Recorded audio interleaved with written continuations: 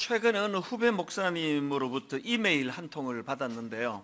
이분은 이제 한 66년 전통을 가진 교회에 부임해서 아주 알차게 목회를 참 잘하고 있다는 그런 소문이 나 있는 목사님입니다. 저도 그런 소문을 얼핏 들었던 것 같은데, 이제 목사님이 메일을 보내왔는데 무슨 고민을 갖고 있는가 하면은 그 내용을 한번 들어보시기 바랍니다. 부임 이후 지난 2년을 돌아보면 그야말로 하나님의 은혜였습니다. 정말이지 매일 새벽마다 불쌍히 여겨달라고 떼쓰듯 기도했습니다. 감사하게도 2년 동안 예배의 갱신이 이루어졌고, 무엇보다 순장반과 다락방이 신설되어 소그룹을 통해 성도들 간의 따뜻한 코이노니아가 이루어지고 있습니다. 개인적으로 저는 예배와 소그룹 사역을 목회의 가장 중요한 토대로 생각하기에 이 부분에 가장 많은 영적 무게중심을 두었습니다. 이제 예배와 소그룹의 균형을 가지고 막 열심히 한 열매가 나타나고 있는 그런 상황이라는 겁니다. 그런데 그 부흥이 일어나고 성장이 이루어지고 있는 그 상황에서 이 담임 목사님의 고뇌를 한번 들어보십시오. 그런데 3년차 접어들었던 제 안에 빨간불이 켜졌음을 보게 되었습니다. 그 적신호는 제가 예배를 제 목회적 개인기로 목양을 시스템으로 하고 있는 것입니다. 심각한 것은 이렇게 해도 잘 되는 것처럼 보인다는 것입니다.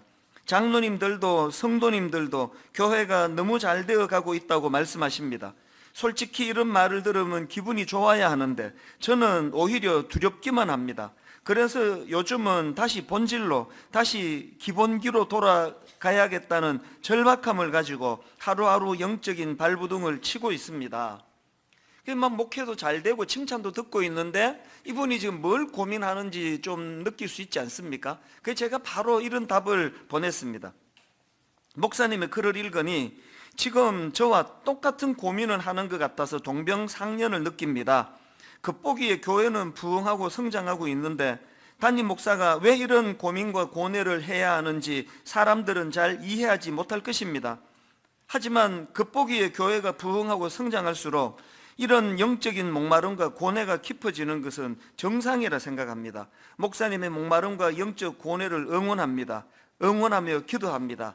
그러니까 이런 메일을 주고받은 게 지난주인데요. 저는 이 목사님의 그 메일을 읽으면서 그 존 파이프 목사님이 쓴 하나님께 굶주린 삶, 이런 제목의 책이 있는데 그 책에 나오는 한 대목이 생각이 났습니다. 그 책 소제목 중에 이런 표현이 있습니다. 하나님의 가장 큰 적은 그분의 선물이다. 하나님의 가장 큰 적은 그분이 주시는 선물이다. 이게 뭔지 이해가 되시겠습니까? 그 부연 설명을 들어보면 좀 이해가 쉬울 텐데요. 그 내용을 한번 들어보십시오. 하나님을 향한 굶주림의 가장 큰 적은 독이 아니라 애플파이이다. 천국을 향한 우리의 욕구를 무디어지게 하는 것은 악인들의 잔치가 아니라 세상의 식탁에서 끝없이 주워 먹는 부스러기다. 성인용 비디오가 아니라 밤마다 황금시간대에 애청하는 시시한 볼거리들이다.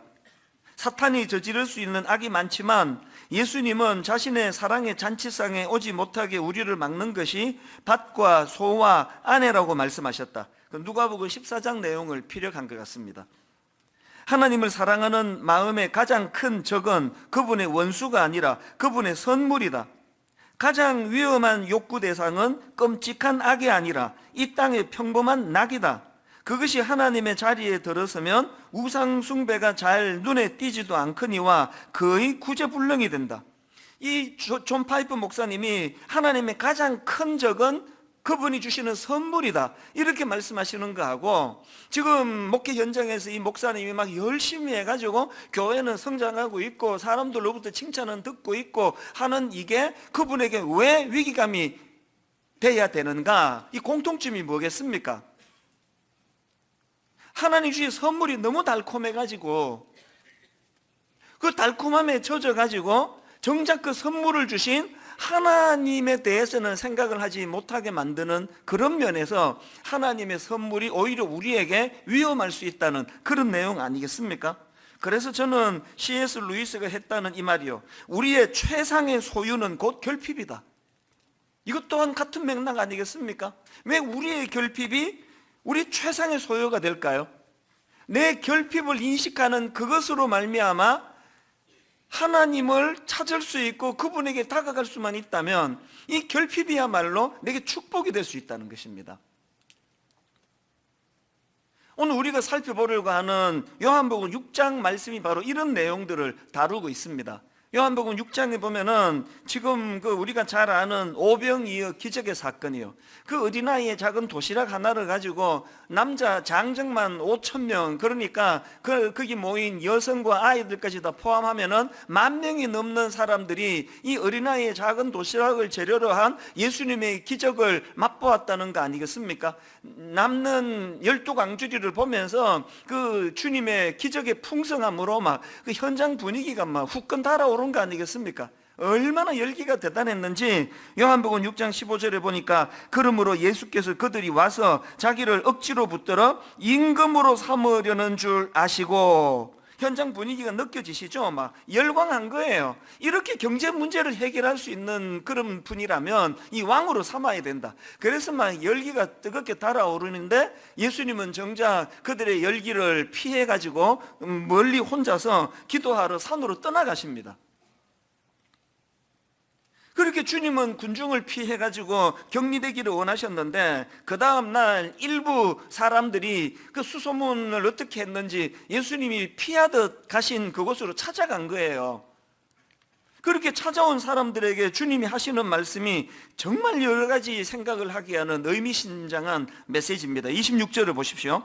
예수께서 대답하여 이르시되 내가 진실로 진실로 너희에게 이르노니 너희가 나를 찾는 것은 표적을 본 까닭이 아니요 떡을 먹고 배부른 까닭이로다.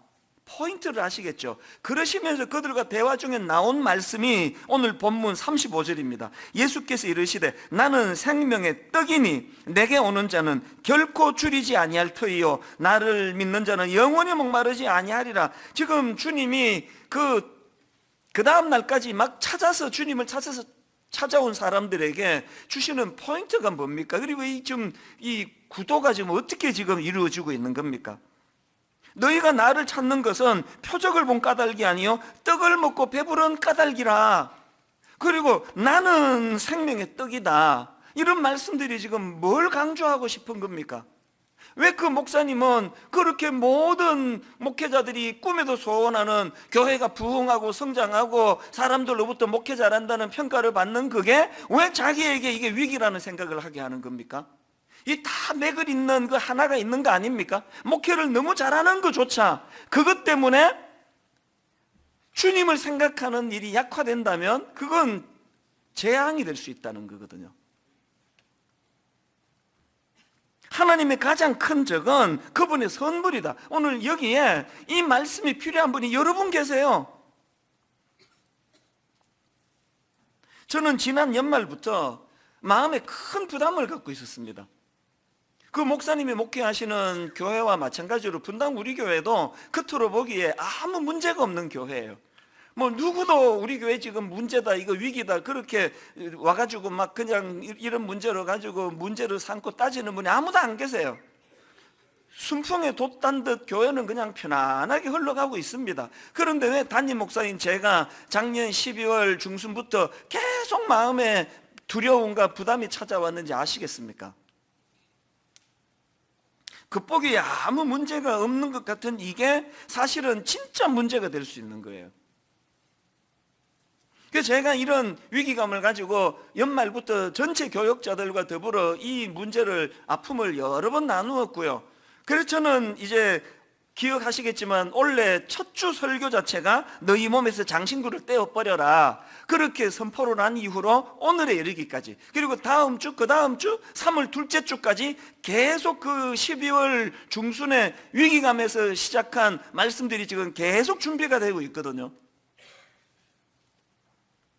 뭔 문제가 있길래 그 담임 목사는 그 위기감을 가지고 뭐 장신구를 떼라 뭐 이렇게 설교하면서 계속 강조하느냐. 제가 가진 위기감은 아무런 문제가 없는 그게 문제라는 거예요. 그 다락방 한번 생각해 보십시오.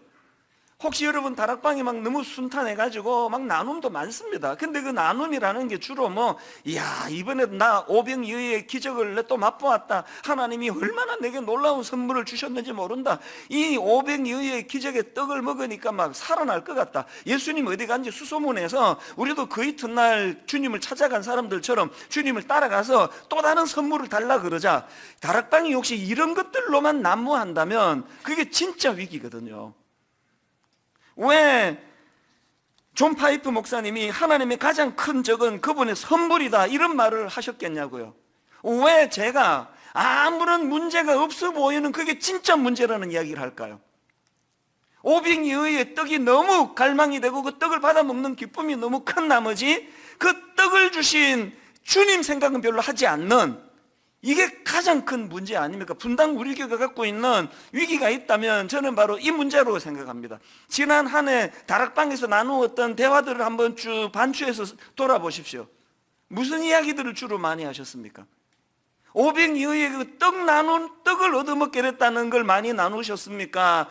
그것을 가능하게 하신 주님에 대한 사랑과 그 주님에 대한 감격에 대한 이야기가 많았습니까? 심지어는 다락방에서 막 은혜 많이 받아가지고 나누는 이야기는 뭐 골프 치는 이야기, 어디다가 뭐 땅 투자를 했더니 뭐 그 땅이 올라가지고 막 그러면 기분 좋은 이야기, 뭐 우리 아들 이번에 뭐 점수를 몇 점 받은 이야기, 이런 것들로만 충만하다면요, 그게 바로 위기인 거예요. 그게 바로 예수님이 그 다락방 현장을 보면서 그 이튿날까지 주님을 따라 나온 겉보기에 엄청나게 성의가 있어 보이는 그 사람들을 향해 가지고 주님이 하셨던 말씀, 너희들이 여기까지 나를 따라온 거는 표적을 본 까닭이 아니요 떡을 먹고 배부른 까닭이라.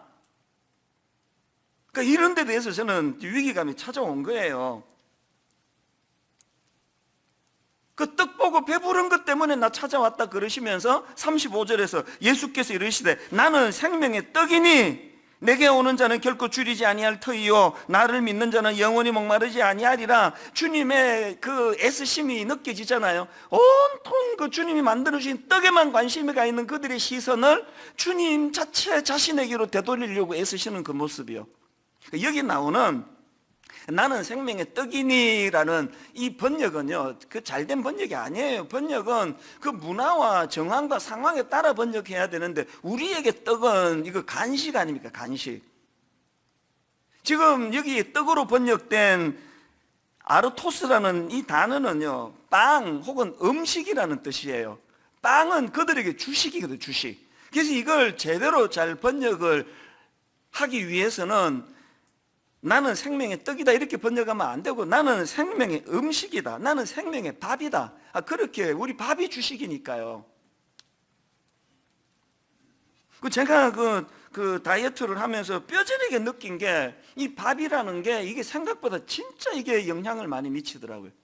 그 탄수화물을 너무 과하게 먹었다 판단해서 이제 식사량도 줄이고 채소 위주로 먹고 탄수화물을 확 줄이고 그랬더니 막 부작용이 막 바로 나타나더라고요.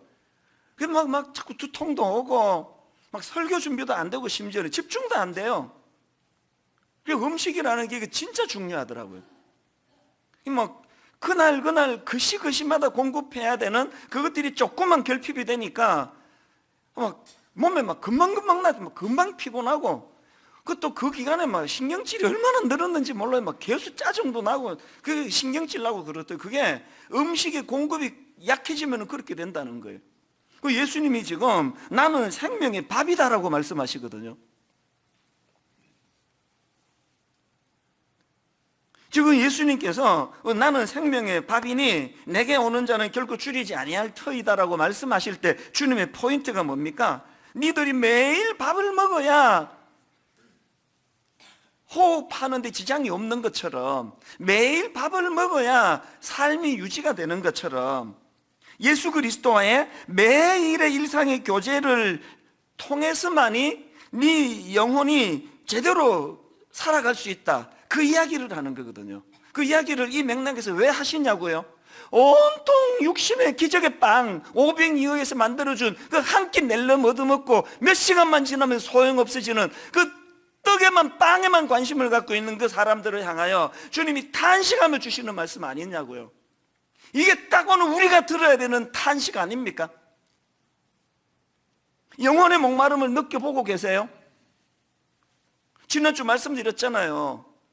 그 사막을 횡단하다가 보면은 막 너무 건조하고 너무 뜨거우니까 막 땀이 막 비 오듯 흘러야 되는데 바로바로 말라버리니까 느끼지 못하는 거. 그게 지금 사실은 수분이 엄청나게 필요한데도 불구하고 그걸 인식하지 못하는 거. 이게 딱 우리의 상태 아닙니까? 지난 연말에 이게 두려워진 거예요. 교회가 뭐 빵이 너무 많이 공급이 되니까, 그냥 뭐 내가 보니까 뭐 여러분이 좀 헷갈려요. 이게 믿음이 좋은 건지 성격이 좋은 건지, 원래부터 뭐 교양 있는 사람이 모인 건지. 그래서 저는 막 무식하고 막 교양도 없고 막 낄 때는 안 낄 때는 막 헛소리 잘하고 막 그런 분들이 난 더 좋아요. 그래야 이 뭐 변화가 되면은 변하는 게 표가 나죠. 믿음 하나도 없을 때부터 이렇게 교양을 가지고 예의를 갖추고 있으니까 이게 뭐 변했는지 안 변했는지 처음부터 그랬으니까. 나도 지금 무슨 소리 하는지 정확하게 하면서도 뭔 소리인지 모르겠는데, 우리의 포인트가 뭔지 아시겠죠? 왜 여러분 그 하나님의 선물이 우리에게 독보다 더 나쁠 수 있다고 하는지. 그래서 저는 지난 연말에 이런 두려움을 가지고 기도하다가 떠올린 게 금식. 이제 내가 새해가 되면은 전 교회적으로 금식을 선포하리라. 그렇게 금식에 대한 그 선포를 생각하면서 금식과 관련된 성경에 나오는 사건들도 뒤져 읽어보고, 금식했다는 사람들의 사례도 찾아서 읽어보고, 또 책도 여러 권 금식과 관련된 한 10몇 권을 구입한 것 같아요. 금식에 대한 그 공부를 이번에 좀 하게 됐는데요. 왜 제가 금식을 생각했을까요? 아까 말씀드렸잖아요. 하나님은 양은 굶주림의 가장 큰 적은 독이 아니라 애플파이라고. 하나님 주시는 애플파이에 막 너무 우리가 젖어가지고 한번 이 애플파이를 좀 끊어보자는 거예요. 내가 좋아하는 애플파이를 좀 끊고, 그리고 나서 생명의 양식 되시는 그 주님을 좀 생각하고 묵상하는 그런 시간으로 한번 우리가 새해를 좀 보내보자, 그거 아니겠습니까? 그래서 제가 금식과 관련된 여러 책들 가운데 여러분들에게 좀 추천하고 또 이 책으로 같이 좀 공유하기를 원하는 책이 있는데, 제가 앞에서 인용해 드렸던 존 파이프 목사님이 쓰신 하나님께 굶주린 삶, 이 책을 제가 좀 서점에다가 이제 아마 꼭 구하실 수 있을 거예요. 내일부터 이제 금식을 선포합니다. 한 끼 내지 두 끼 하나님 앞에 금식하면서, 그리고 이 책을 같이 읽으면서 이 금식의 의미가 뭔지를 좀 되새기면서 그렇게 두 주를 보내자는 거예요. 저는 좀 뭐 모범을 보인다 그럴까, 그러는 의미에서 저는 지난주부터 금식을 시작했거든요. 그리고 지난 월요일 날 하려고 해서 그런 게 아니라 어쩌다 보니까 3끼를 금식을 했습니다. 3끼 가까이를 금식을 했는데요. 이제 그동안 제가 금식할 때는 좀 거대 담론, 뭐 부흥 또는 뭐 민족을 향한 뭐 어떤 회개, 뭐 통일, 이런 좀 큰 담론을 가지고 금식을 했는데요. 요즘에는 제가 철저하게 내가 금식할 때 실제적인 거, 그래서 내가 이 금식을 통해 생명의 떡 되시는 예수님을 묵상하고 예수님을 생각하고 예수님에게 내 마음을 가져가는 걸로 금식의 목표를 아주 선명하게 정했습니다. 지난 월요일 날 한 3끼를 이제 금식을 하니까요, 이제 몸에서도 신호가 오고 또 막 그 배고픔이 느껴지니까요, 그 배고픔이 느껴질 때마다 안간힘을 썼습니다.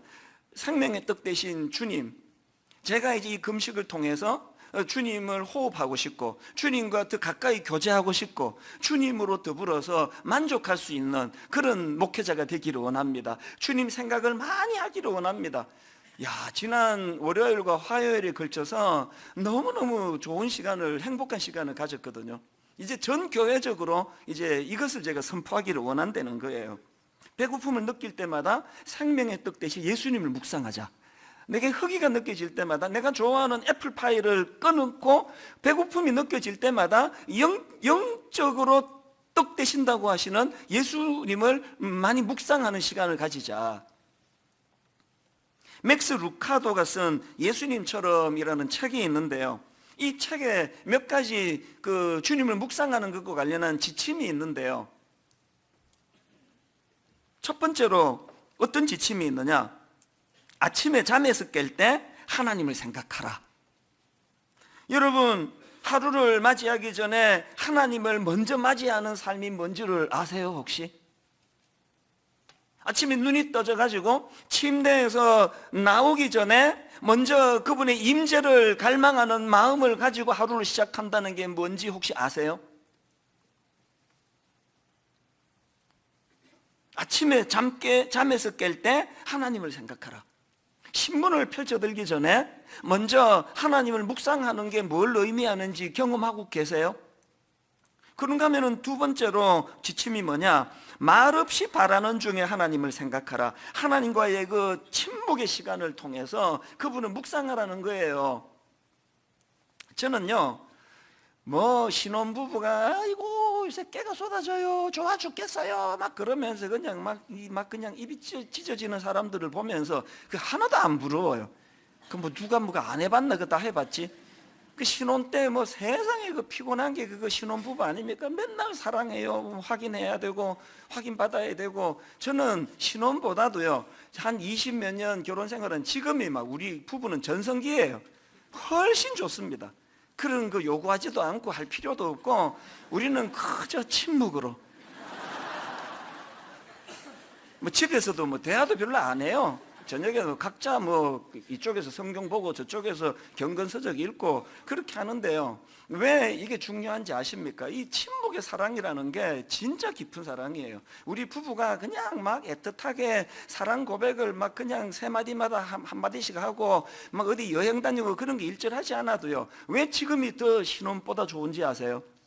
오랜 거의 30년 가까운 세월이 지나면서 우리는 같은 곳을 바라본다는, 한 방향을 향해서 한 목표를 향해 가고 있다는 동지의식이 있어요. 그래서 말 많이 하지 않아도 시간이 갈수록 그 한 방향을 향해 나아가는 사람이 느끼는 그 교감이 이루어지기 때문에요. 그래서 저는 말없이 바라는 중에 하나님을 생각하는 게 뭘 말하는지를 저는 너무 잘 알 것 같아요. 시편 46편 10절에 보니까 이르시기를 너희는 가만히 있어 내가 하나님 됨을 알지어다. 내가 뭇 나라 중에서 높임을 받으리라. 내가 세계 중에서 높임을 받으리라 하시도다. 침묵하며 그 주님의 위대하심을 묵상할 때 마음에서 이 혼란스러웠던 이 내면 세계가 정리가 되고 질서가 잡히는 게 뭔지를 여러분 경험해 보시나요? 여러분이 아시지만 저는 이민자 출신이에요. 사명 때문에 여기 이민을 왔지만 내 마음은 늘 이민교회에 가 있습니다. 제가 분당 우리교회에 한 사명만 아니었으면요 100%난 미국 돌아갔습니다. 그 이민자들에 대한 애틋함이 있거든요. 아무리 바빠도 1년에 한 번 혹은 두 번 이민교회, 이번에도 규모가 크지도 않은 교회잖아요. 규모가 크고 작고가 중요한 게 아니라 저는 이민교회에 가서 그분들을 위로하고 말씀으로 힘을 주는 것을 내 사명이라 생각하거든요. 그런가 하면은 또 한 가지 미국을 꼭 1년에 한두 번 가는 이유가, 더 중요한 이유가 있는데요. 일상에서 벗어나고 싶을 때, 너무 사람들과 많이 교류하고 사람 만나고 회의하고 사람 위로하고 사람과 부대끼기 때문에 미국으로 낯선 곳으로 처음 가보는, 이번에 간 곳도 생전에 처음 가보는 지역 아닙니까? 다 두 번 간 곳이네요. 완전히 낯선 곳인데 그곳에 가가지고 제가 뭐 하는지 아십니까? 어디 관광시켜달라, 어디 유명한 데 구경시켜달라, 그런 요구 한 적이 없어요. 오히려 그 주최하는 교회에서 목사님 여기 어디가 좋습니다, 어디 가시면 좋습니다, 어디 구경 가자 그럴 때 거의 다 사양을 해요. 저는 그냥 내버려 두시면 혼자 잘 놉니다. 이번에도 그랬습니다. 그래가지고 이번에요 꼭 그 운동화를 챙겨가요. 그분들에게는 폐를 안 끼치려고 이제 혼자 잘 지내겠습니다 그렇게 하지만 사실은 운동화 가져가고 요새 그 구글 검색하면은 다 나오거든요. 지도 다 나오거든요. 이번에도 제가 낮에 거의 1시간을 제가 거닐고 산책을 하면서 왕복 2시간 반이네요. 가는데 1시간, 머무는데 30분, 오는데 1시간. 그 낯선 곳에, 특히 미국은 자연이 좋잖아요. 그 분주한 사람들 사이를 벗어나가지고 그렇게 한 며칠 자연을 거니면서, 그것도 혼자 고독을 느끼면서 그렇게 하나님을 깊이 묵상하고 말없이 바라는 중에 하나님을 생각하는 시간을 갖는 게 저에게는 얼마나 이게 욕이 난지 몰라요. 그래서 여러분, 내가 그 미국만 다녀오면은 설교가 점점 좋아지는 건 못 느끼세요? 나는 느끼는데. 미국만 다녀오면 설교가 좋아지지 않나요? 여러분, 이렇게 분주한 일상 가운데 말없이 바라는 중에 하나님을 생각하는 시간을 가지셔야 돼요. 조용한 곳에 산책을 하고 거닐고, 아니면 이른 새벽에. 그런가 하면은 세 번째 지침, 수시로 짤막하게 기도하며 하나님을 생각하라. 여러분, 삶 속에서 짧은 한마디지만 그 하나님을 생각하며 하는 대화를 하고 계세요? 하나님, 제가 지금 주님 뜻 가운데 거하는 것이 맞습니까? 짧은 한마디지만, 누구 신방을 가면서 차를 몰고 가면서 짧은 한마디를 던질 수 있는 거 아닙니까? 운전하면서 하나님, 제가 오늘 누구누구를 만나러 가는데 헛소리가 새어 나오지 않도록 성령님 입술에 파수꾼을 세워주시기 원합니다. 짧은 한마디지만 그분과의 교감이 이루어지는 대화. 그렇게 신방을 마치고 나가면서 이렇게 말실수가 많은 종이 실수 없이 잘 신방할 수 있게 된 거 참 하나님의 내주하심이십니다. 그렇게 짧은 한마디로 고백하며 기도하는 거, 이게 그분과의 교제가 있는 사람에게 나타나는 모습 아니겠습니까? 그런가 하면 네 번째로, 잠자리에 들기 전 하나님을 생각하라. 저희 어머니는요, 저녁에 연속극을 안 보셨습니다. 평생을 그렇게 사셨어요. 그래서 제 어릴 때 기억에 연속극을 안 보시는 거예요. 같이 사는 엄마가 연속극을 좋아해야 자녀들도 그 시간에는 공부해라 소리 안 듣고 같이 볼 텐데, 이게 뭐 어른이 연속극을 안 보시니까 얼마나 불편해요. 몇 번이나 물었거든요. 아니, 왜 엄마는 연속극을 안 보시느냐고. 대답이 한결같았습니다. 자기 전에 왜 쓰잘데없는 뭐 불륜, 이혼 그런 이야기를 머릿속에 잔뜩 집어넣고 그렇게 하고 잠자리에 들 이유가 뭐가 있니? 그리고 연속극 안 보시고 성경을 보시고 주무시는 거예요. 하나님 말씀을 묵상하고 잠자리에 드니 그 잠자리에 드는 그 영혼이 얼마나 맑고 깨끗하겠냐고요. 잠자리에 들기 전에 하나님을 생각하라. 이런 지침을 가지고 금식하자는 거예요. 그래서 우리 한 끼 혹은 두 끼씩 이제 2주 동안 금식을 하는데, 허기가 느껴질 때마다 하나님을 생각하고, 허기가 느껴질 때마다 주님, 내가 좋아하는, 상징적으로 그 책에 나와 있는 표현, 애플파이를 내가 아버지 중단했으니 생명의 떡 되신 주님, 내 안에서 역사하여 주시옵소서. 그분을 생각하고, 그분을 묵상하고, 그분으로 감격하고, 그분으로 감사하며, 지난 시간에 그분이 나와 우리 가정과 내 자녀들에게 행해 주셨던 그 일들을 떠올리고 묵상하며 그런 시간을 좀 보내자는 겁니다. 그래서 저는 오늘 이런 교회적인 금식을 선포하면서 이번에 금식하게 될 교회적인 금식에 2가지 목표가 있기를 바랍니다. 어떤 목표를 가져야 되느냐, 어떤 소원을 가지고 금식해야 되는가. 첫째로요, 안나처럼, 시므온처럼 꿈꾸면서 금식하자는 겁니다. 이게 무슨 말씀인지 설명을 드릴게요. 여러분 아시지만 누가복음 2장에는 메시아 대신 예수 그리스도가 오시는 과정을 그리고 있는 굉장히 중요한 내용이 누가복음 2장에 나옵니다. 그런데 그 누가복음 2장에 어떤 사람이 등장합니까? 안나라고 하는 무명의 인물이 등장을 합니다. 자, 누가복음 2장 36절을 보십시오. 또 아셀 지파 바누엘의 딸 안나라는 선지자가 있어 나이가 매우 많았더라. 그가 결혼한 후 7해 동안 남편과 함께 살다가 과부가 되고 84세가 되었더라. 이 사람이 성전을 떠나지 아니하고 주야로 금식하며 기도함으로 섬기더니 마침 이때에 나와서 하나님께 감사하고 예루살렘의 속량을 바라는 모든 사람에게 그에 대하여 말하니라. 이 안나라는 여인은 참 불행한 여인이에요. 결혼하고 7년 만에 남편이 죽어버렸어요. 그리고는 84세 할머니가 되기까지 오직 하시는 일이라고는, 우리로 말하면은 드림센터의 기도실에 가가지고 늘 하나님 앞에 주야로 금식하고 기도하는 것밖에 없는 인생이었습니다. 세상적으로 말하면 좀 초라한 인생이에요. 여기 어느 부모가 너 안나 같은 인생이 되라고 자기 딸한테 그렇게 말할 분이 있느냐고요. 근데 왜 누가복음 2장에 메시아 대신 예수 그리스도가 오시는 과정을 묘사하는 이 중요한 성경에 세상적으로 보기에는 실패한 것 같은 안나가 거기에 기록이 되어 있느냐는 겁니다.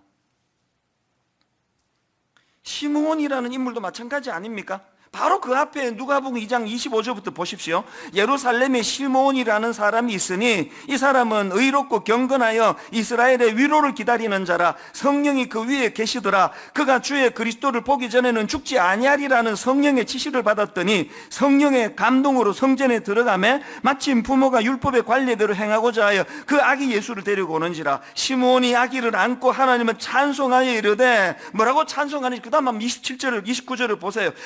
주제여 이제는 말씀하신 대로 종을 평안히 놓아주시는도다. 이분에게 있어서 예수 그리스도의 오심이 어떤 의미냐고요? 오매불만 꿈꾸며 기다리던 그분, 늘 그분이 오시기를 갈망했던 그 소원이 이루어진 사건으로 초림 예수님이 오신 사건의 의미를 부여하고 있다는 거예요. 이 29절을 다른 말로 하면 이제 나한테 다른 소원 없습니다 아닙니까? 이제 또 바라는 거 없다는 거 아닙니까? 왜 여러분 예수 그리스도가 나시는 이 굉장히 중요한 누가복음 2장에 이런 무명의 인물 안나가 기록이 되고 이 무명의 인물 시므온이 여기에 기록이 될까요? 왜 그럴까요? 이 마음으로 살으라는, 이 마음으로. 비록 그들 손에 그 달콤한 그 파이는 들려져 있지 않고 그 오병이어의 기적으로 그냥 한 끼 먹고 배부른 군중들과 같은 그런 포만감은 그 인생에서 느껴지지 않지만, 그러나 온통 영의 양식 오실 메시아 예수 그리스도, 그분을 갈망하고 그분을 기대하고 그분을 소망하며 그분을 기다리면서 사는 그런 삶이 영적으로 참 이게 복된 삶이다, 그걸 보여주기 위해서 여기 기록하고 있는 거 아닙니까? 이번 금식을 통해서 저와 여러분이 잠시 내가 좋아하는 그 미국 분이 쓴 글이니까 이제 애플파이, 미국 사람들이 좋아하는 음식을 그렇게 묘사했지만 뭐 우리 식으로 말하면 내가 너무너무 매력적으로 느끼는 그 무엇을 잠깐 내려놓고 그 자리에 예수 그리스도를 생각하자는 거예요. 금식하시면서 안나처럼 시므온처럼 이런 그리스도에 대한 소망, 꿈을 가지고 그렇게 금식하자는 겁니다. 그런가 하면은 금식하시는데 두 번째 목표가 뭐냐? 어떤 소원을 가지고 금식할 것이냐? 베드로처럼 답할 것을 목표로 금식하자는 겁니다. 이게 또 무슨 뜻인지 설명을 드릴게요. 예수님께서 35절에서 나는 생명의 떡이다, 그 500이어의 그 한 끼 금방 배꺼질 그런 떡만 추구하지 말고 영원한 양식 되시는 예수 그리스도를 니들이 바라봐야 된다, 이런 요지로 말씀을 주시니까 사람들의 반응이 싸한 거예요. 다 떠나요. 그냥 그 얘기 듣고 쓸데없는 빵이나 만들어주지, 다 떠나요. 심지어는 66절을 한번 보시죠. 66절.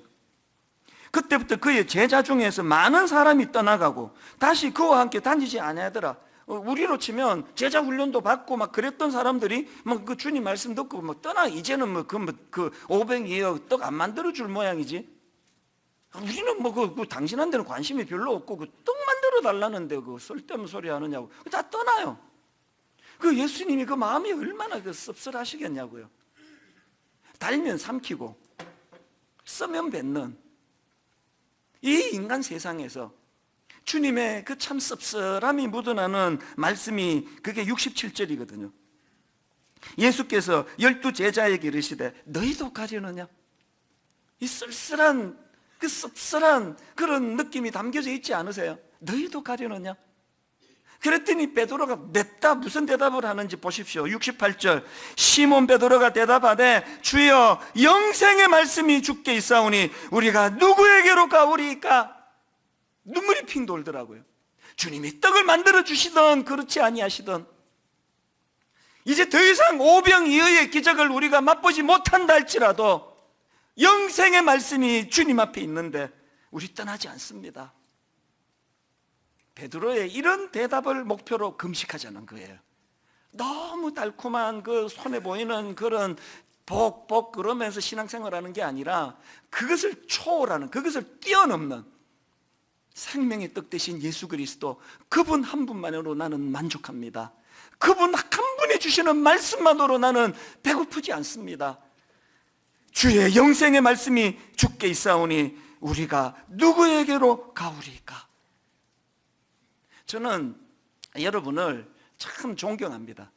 지난주에 하나님을 가까이 하는 21일 오직 주님을 열망합니다, 그거 선포했더니 그 일주일 사이에 교회가 이렇게 바람이 건강하게 불어올 수 있는지, 제가 이게 또 이벤트가 될까봐 지난주일도 그렇고 지금도 굉장히 제가 힘을 빼고 설교하려고 애를 쓰거든요. 한 번만 확 휘몰아쳐가지고 막 분위기 만들고 이벤트로 가는 거 원치 않아요. 그래서 제가 이 21일, 하나님을 가까이 하는 21일, 토미 테니 그 명언을 인용해 드렸잖아요. 하나님은 굶주리고 갈급한 자들을 찾고 계신다, 그렇게 선포했더니 바로 그 다음날 새벽 기도가 그냥 막 부엉이 일어나는데 막 보조의자를 깔아야 될 만큼 사람들이 모여들고, 그리고 또 그날 저녁에 있었던 요한복음 가지고 큐티 세미나를 했는데 저 큰 701호실이 거의 찰 만큼 막 수많은 성도들이 큐티에 대하여 목이 말라 모여들고, 그런가 하면은 지난 주 중에 있었던 중보기도 세미나에 평상시보다 막 훨씬 많은 분들이 기도에 대해 갈급해 목말라 모여들고, 심지어는 주일학교인 꼬맹이들조차도 하나님 앞에서 하나님을 가까이 하는 21일 집에서 이런 일들을 하고 있다는 이야기를 들으면서 얼마나 마음이 감사했는지 몰라요. 여러분, 이제 그 한 주를 보냈는데 이번 주부터는 이제 금식이라는 무기를 장착하게 되었으니 얼마나 강력해지겠냐고요. 이제 전 교회적으로 한 끼 혹은 두 끼, 2주 동안 하나님 앞에, 아버지, 내 이 금식의 목표는 딱 하나입니다. 주님을 갈망합니다. 주님을 더 사랑하기 원합니다. 이 꿈을 가지고 전 교회적으로 금식을 시작하게 되기를 바랍니다. 그리고 이제 3월 1일 다락방 오픈하기 전에 순장님들과 순원들이 다 함께 모여가지고 새끼 금식 집회를 가질 거예요.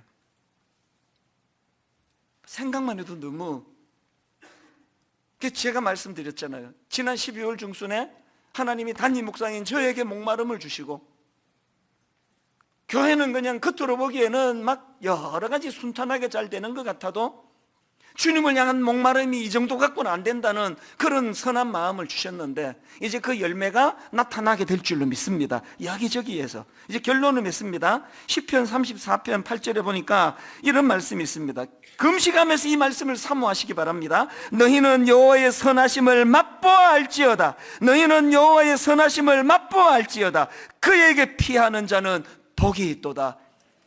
내가 좋아하는 육신의 그 애플파이를 잠깐 포기하고 그 대신에 여호와의 선하심을 맛보아 그 기쁨의 잔치에 함께 동참하는 그런 분당 우리 교회와 또 이 설교를 들으시는 모든 성도님들이 도전을 받고 금식하며 하나님 앞으로 나아가는 놀라운 사건이, 역사가 있기를 주님 이름으로 축원합니다. 우리 이 목마름을 이렇게 고백하면 좋겠습니다. 난 무엇과도 주님을 바꾸지 않으리, 다른 어떤 은혜 구하지 않으리, 오직 주님만이 내 삶의 도움이시니 주의 얼굴 보기 원합니다. 본질을 구하는 거예요. 주님이 주시는 손만 쳐다보고 오병이어의 떡을 또 언제 만들어주나 그런 기대감에 차 있는 낮은 차원의 신앙이 아니라, 나는 주님의 얼굴을 구합니다. 다른 어떤 은혜 구하지 않겠습니다. 가사를 생각하시면서 우리 한번 같이 찬양하지 않으시겠습니까? 이렇게 찬양합니다. 나 무엇과도 주님을 바꾸지 않으리. 무엇과도 주님을 바꾸지 않으리. 다른 어떤 은혜 구하지 않으리. 다른 어떤 은혜 구하지 않으리. 오직 주님만이 내 삶의 도움이시니 주의 얼굴 보기 원합니다. 여러분 안나처럼, 여러분 시므온처럼 다시 한번 고백합니다. 난 무엇과도 주님을 바꾸지 않으리. 주님을 기다린 안나와 같은 심정으로 다른 어떤 은혜 구하지 않으리. 뭘 구합니까? 오직 주님만이 내 삶의 도움이시니 주의 얼굴 보기 원합니다. 주님 사랑해요.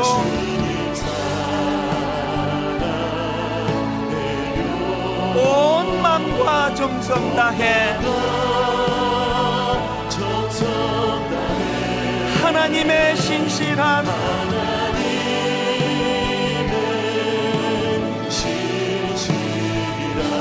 친구 되기 원합니다. 주님 사랑해요.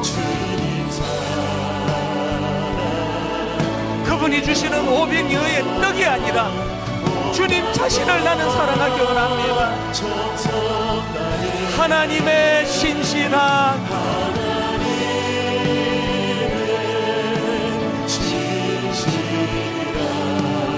친구 되기 원합니다. 존 파이프 목사님의 이 말씀을 잊으시면 안 됩니다. 하나님의 가장 큰 적은 그분의 선물이에요. 하나님의 그 은사를 많이 받은 사람일수록 이런 위험에 노출이 됐다는 걸 아셔야 됩니다. 왜 주로 대형교회 목사님들이 사고를 치는 겁니까? 왜 그렇습니까?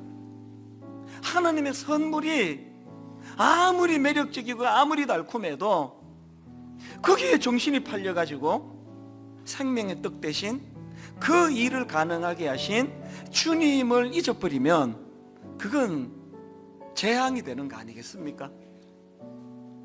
결핍이 축복이라니. 결핍이 목마름이 결핍이 축복이라니까요.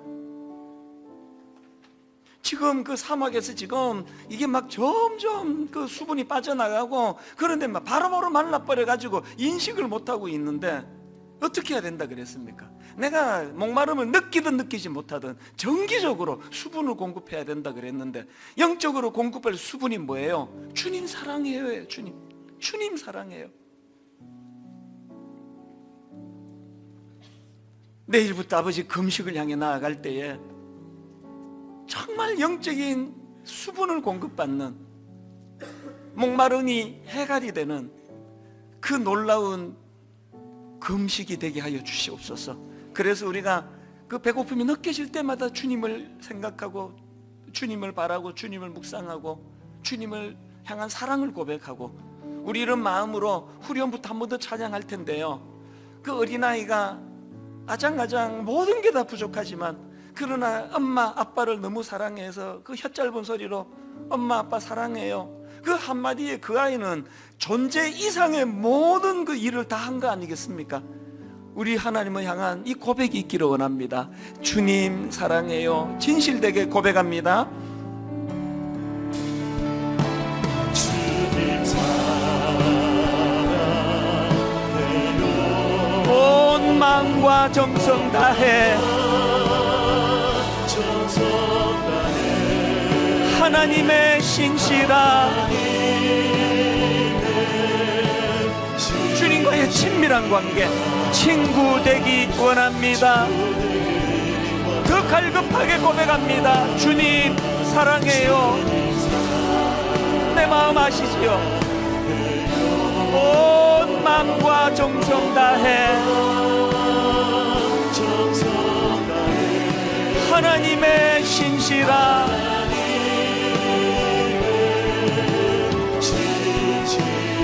친구 되기 원합니다. 주 예수 이름 내가 생각할 때 내 마음 속에 기쁨 넘치네. 우리의 소망 구원 되시는 주, 그 이름 비길 때 어디 있나? 그 이름 비길 때 어디 있나? 잴 수도 없고 셀 수도 없는 귀하신 이름, 놀라우신 이름, 참되신 이름 우리 주 예수. 주 예수 이름 내가 생각할 때 내 마음 속에 기쁨 넘치네. 우리의 소망 구원 되시는 주, 그 이름 비길 때 어디 있나? 다시 한번 고백하기 원합니다. 그 이름 비길 때가 어디 있나?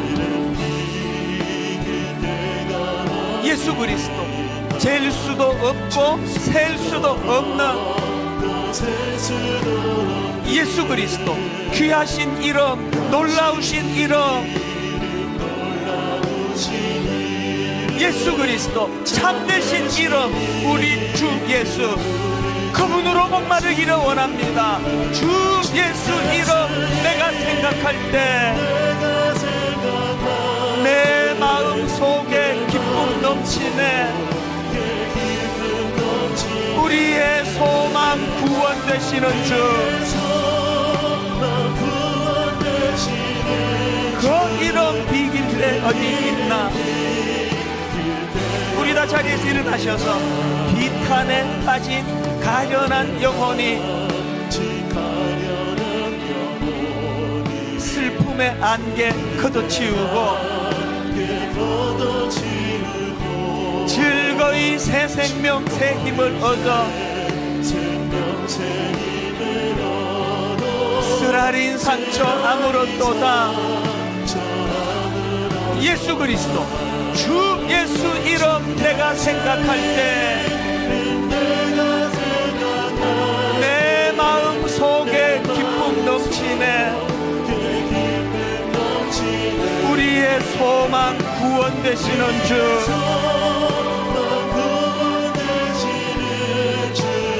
그 이름 비길 때 어디 있나.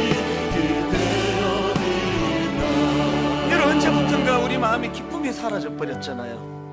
여러분, 언제부턴가 내 인생이 정말 이 안개 속같이, 이 도대체 어떻게 돼가는 거야 이게.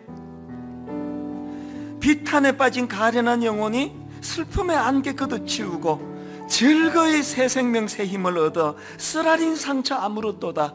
여러분, 주님 만들어주신 오병이어의 기적의 빵 한 끼 배는 채우지만 이런 능력이 없습니다.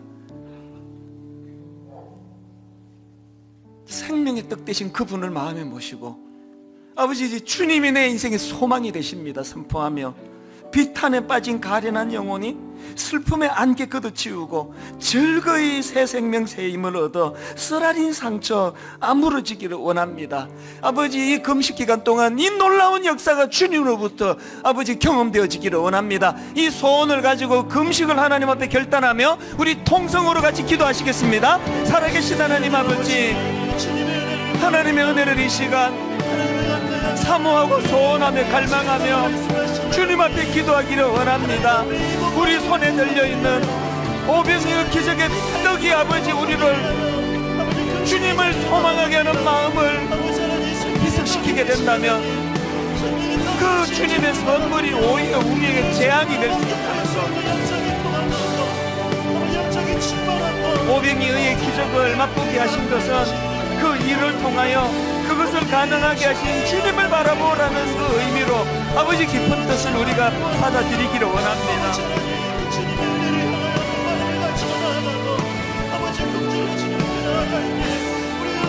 너무나 매력적이고 너무나 달콤한 내가 좋아하는 애플파이를 잠시 내려놓고 생명의 뜻 대신 주님을 주목하기 원합니다. 그 주님을 바라보기 원합니다. 그 주님에게로 우리의 시선이 옮아가기를 원합니다. 옮겨가기를 원합니다.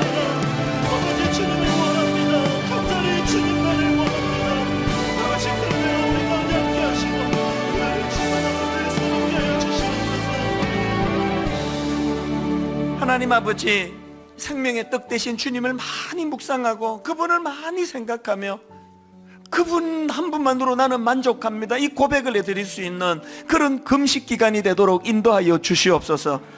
아침에 잠에서 깰 때 하루를 맞이하기 전에 하나님을 먼저 맞이하는 삶이 얼마나 복된가를 맛보고 경험하는 이 기간이 되도록 은혜 주시옵소서.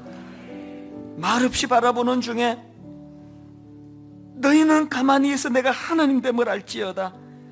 주님의 높고 위대하심으로 이 벅차오르는 감격을 가지고 그렇게 하루를 시작하고 그렇게 하루를 마무리하는 은혜의 삶을 맛보게 하여 주시옵소서. 수시로 짤막하게 주님께 기도하며 삶 속에서 짧은 한마디지만 주님, 나는 주님을 사랑합니다. 짧은 한마디지만 주님, 내 삶 가운데 안나처럼 시므온처럼 주님을 갈망하는 삶을 원합니다. 하루 일과를 마치고 잠자리에 들기 전에 연속극 드라마 내용이 머리에 꽉 차 침대로 가는 인생이 아니라 오늘 이 하루 동안 주님과 함께 교제하며 주님과 더불어 함께 내주하시는 그분 손잡고 살아가는 삶이 얼마나 윤택하고 얼마나 행복했는지를 생각하며 그렇게 하루를 마감할 수 있는 그 은혜의 길로 저희들을 인도하여 주시옵소서. 어린아이로부터 노년에 이르기까지 금식하며 좋아하는 그 애플파이 잠깐 멈추고 내려놓고 생명의 떡 되시는 주님을 마음껏 누리는 그런 아름다운 금식 기간이 되도록 성령님 역사하여 주시옵소서.